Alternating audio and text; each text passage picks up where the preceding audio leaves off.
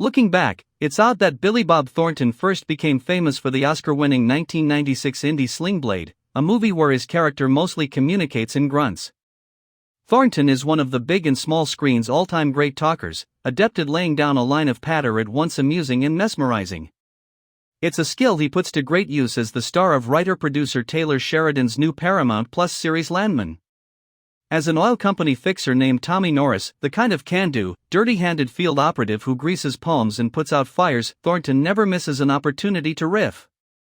In a voice halfway between a grumpy growl and a relaxed twang, and in colorfully profane terms, Tommy tells everyone within earshot what he knows to be true, whether they like it or not.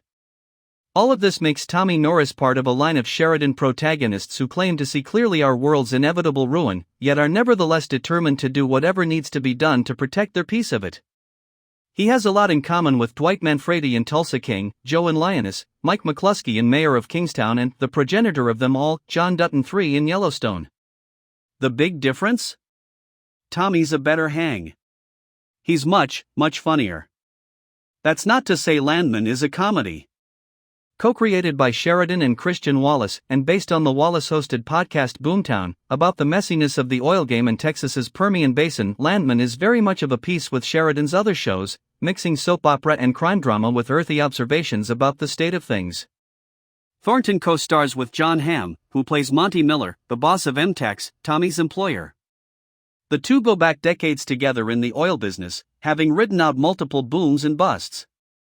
The pandemic recession of 2020 nearly wiped them out and turned their Midland, Texas home base into a ghost town, we're told. Whenever Tommy isn't lecturing somebody about the realities of oil, Monty steps in to make more or less the same points. But they never do it in the same scene, at least not in the 5 Landman episodes that Paramount Plus provided to critics. Hamm and Thornton interact only via telephone in the early going. The 5th episode ends with the promise of a face-to-face meeting, but before that, this show's 2 main characters are siloed off in their own storylines. And actually, it's a stretch to call Monty's scattered scenes a story. Demi Moore plays his wife Cammy, but she barely appears thus far, popping up only to remind her husband to take his heart pills. That's the extent of the plot that directly involves the Millers up to this point. Monty has health issues. To be fair, Monty is also managing, at a distance, via cell, the same crises that preoccupy Tommy.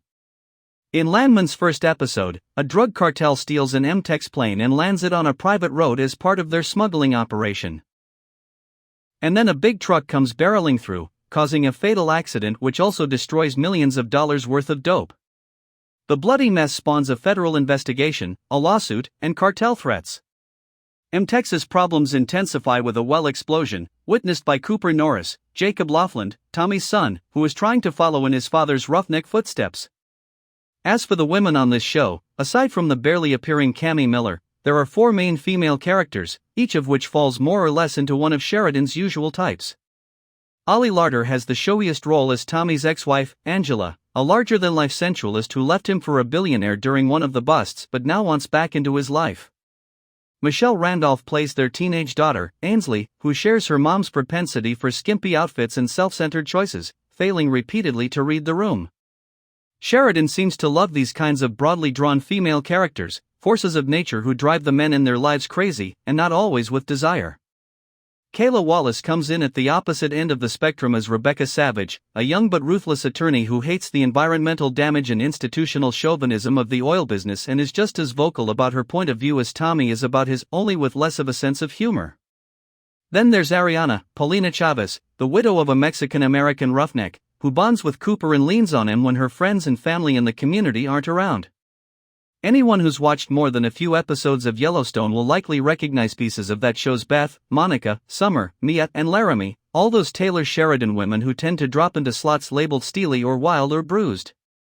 They'll probably also recognize Sheridan's typical narrative pace in Landman, where nothing much happens for the better part of an hour until suddenly something shocking or violent, or both, occurs.